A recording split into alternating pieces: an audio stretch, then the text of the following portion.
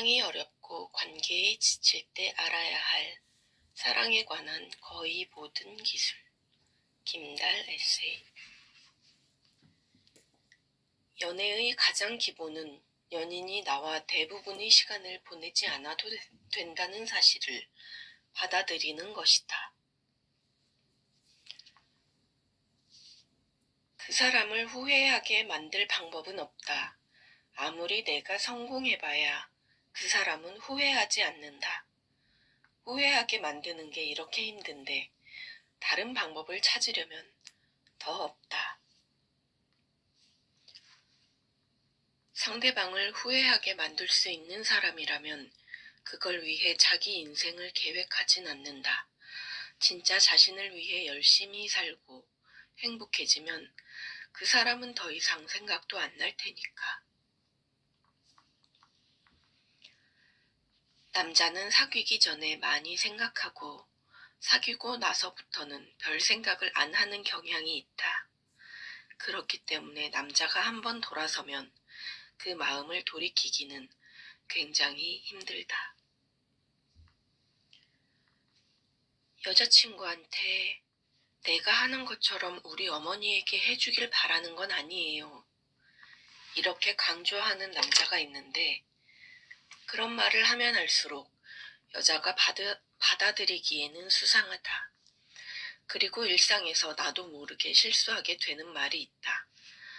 내가 언제 너한테 우리 엄마 신경 써달라고 한 적 있어? 이 말을 달리 해석하면 이렇게 된다. 만나면서 지금까지 한 번도 우리 엄마한테 잘한다고 못 느껴봤고 넌 앞으로도 안 그럴 여자인 것 같네. 그럼 여자는 이 남자랑 결혼해도 되는 건가? 이 남자는 나를 그 정도로밖에 생각을 안 했구나라고 생각하게 된다.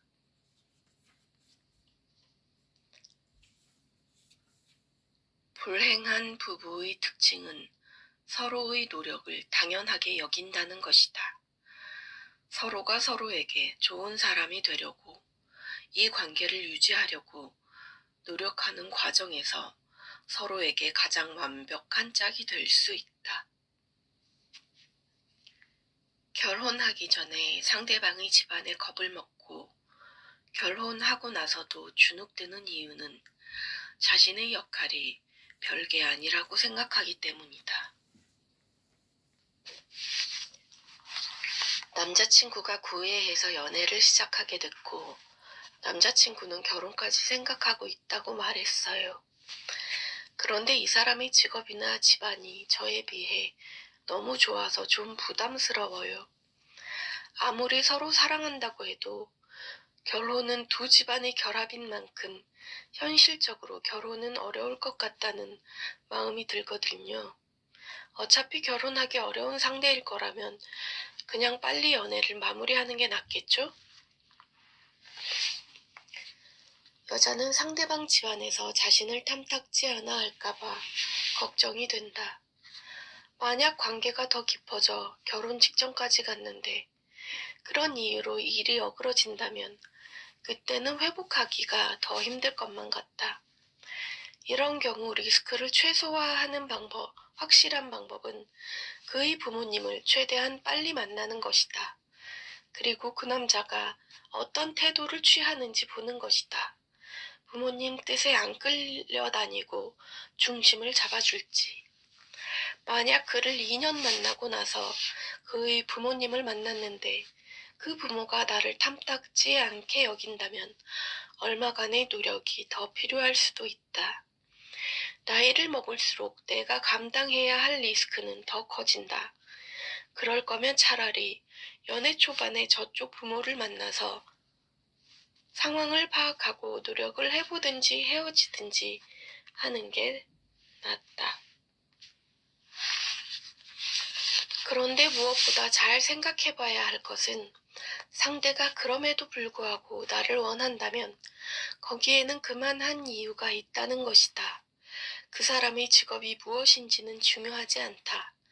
결혼하기 전에 겁을 먹고 결혼하고 나서도 주눅이 드는 이유는 자신이 상대에게 별 의미가 아니라고 생각하기 때문이다.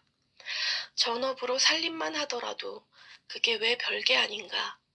성공한 사람들한테 배우자감으로 중요한 걸 한 가지만 꼽으라고 하면 많은 사람이 안정적으로 집안의 여러 문제를 정리해주는 점을 꼽을 것이다.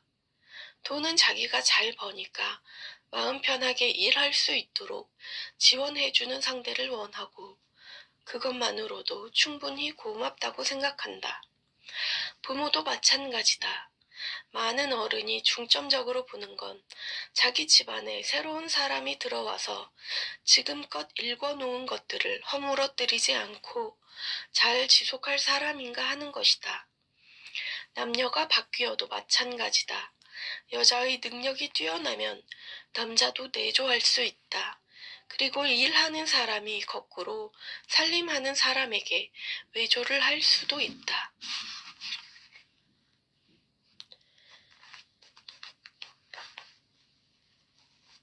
시간을 낭비하고 싶지 않은데 불안한 요소가 있다면 그 요소를 최대한 빨리 하나씩 제거해 나가면 된다. 자신에게 자부심을 가져도 된다. 지금까지 열심히 살아오지 않았는가? 그리고 앞으로도 열심히 살 것 아닌가? 그렇다면 꿀릴 게 뭐가 있겠나? 그 사람이 나를 선택한 이유를 생각하며 당당해져도 된다. 이런 말을 들은 적이 있다. 살면서 실패하는 사람들에게 특징이 있는데 그 중 하나가 고민을 얕고 길게 한다는 것이다. 고민은 깊고 짧게 해야 하는데 얕고 길게 한다.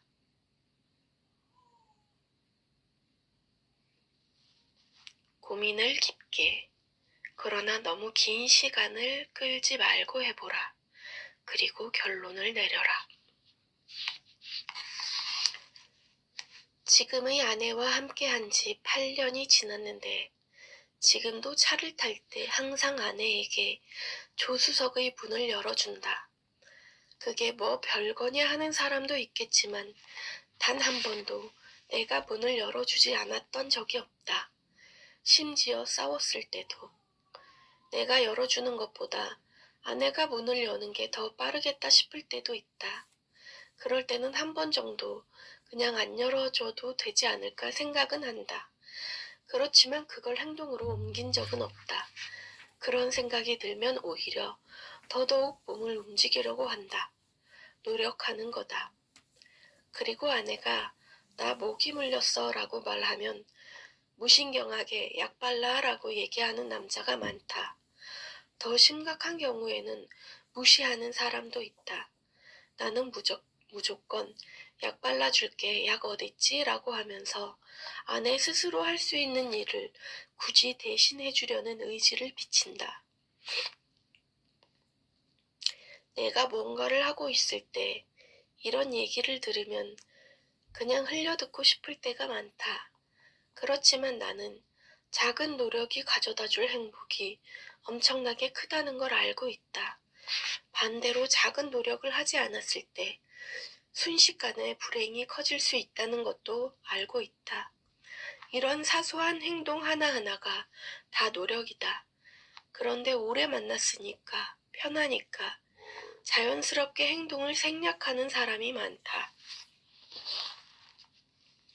상대방이 우리 관계를 위해 최소한의 노력을 하고자 하는 의지가 있는지만 제대로 봐도 충분히 존중받고 사랑을 느끼면서 결혼 생활을 할 수 있을 것이다.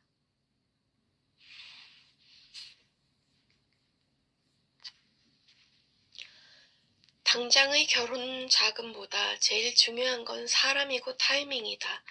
마음 맞는 사람이 지금 내 곁에 있다는 것 자체가 어떻게 보면 기적이다. 이 사람을 놓치지 않고 결단을 내리는 게 훨씬 더 중요하다. 편협한 사고에 갇혀서 다른 기회에 눈을 뜰 수 있는 선택지마저 스스로 저버리고 있는 건 아닌지 고심할 필요가 있다. 후회하는 결혼은 이것 때문이다. 결혼을 앞두고 쓸데없는 생각이 많아지는 거겠지. 이 정도의 고민은 누구나 다 하는 거겠지. 그냥 결혼하자. 결혼 이후에 삶이 행복하지 않은 부부들을 보면 공통적인 특징이 있다. 결혼하기 전에 뭔가 쎄했는데 그냥 했다는 것이다. 도대체 어떻게 그럴 수가 있지? 무려 결혼인데 당연히 보류했어야 하는 것 아닌가? 이렇게 생각하겠지만 정작 그 상황에 놓이면 이성적인 판단이 잘 안 되는 경우가 많다. 이제 와서 물을 수가 없어서 그냥 진행하기도 한다. 연애를 오래 했다는 이유, 상견례까지 마쳤다는 이유, 지인들이나 친척들이 당연히 우리가 결혼할 거라고 생각하고 있다는 이유 등. 특히 결혼 정년기라면 이 사람이랑 헤어지고 다른 사람과 다시 연애를 시작하면 잘 되면 다행인데 안 되면 그냥 그때 그 사람이랑 결혼할 걸 그랬나 후회하지는 않을까 하는 생각도 든다. 내가 결혼을 앞두고 쓸데없는 생각이 많아지는 거겠지. 이 정도의 고민은 누구나 다 하는 거겠지. 그냥 결혼하자. 이렇게 생각이 흐르는 경우가 많다.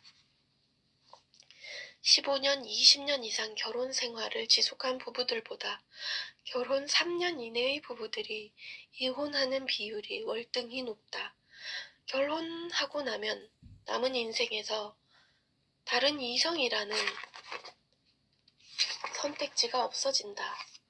그런데 평생을 이 사람과 함께라고 생각하니까 답답해지는 것이다.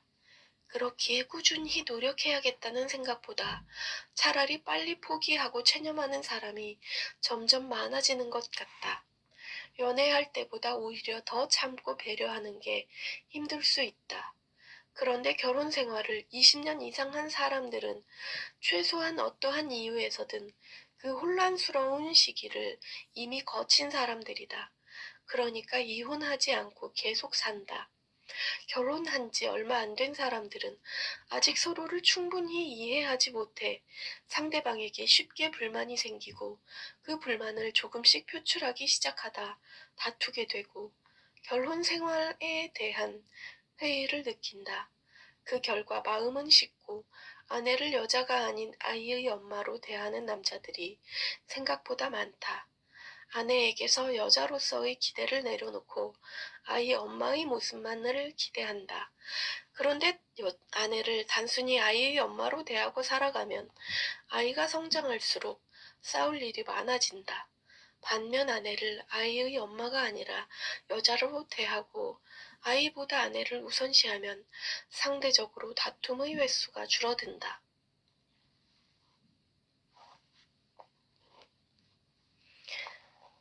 남자는 아내를 아이의 엄마가 아닌 여자로, 여자도 남편을 아이의 아빠가 아닌 남자로 서로를 대하는 게 우선이다. 그런 부모의 모습을 다시 아이가 담는다.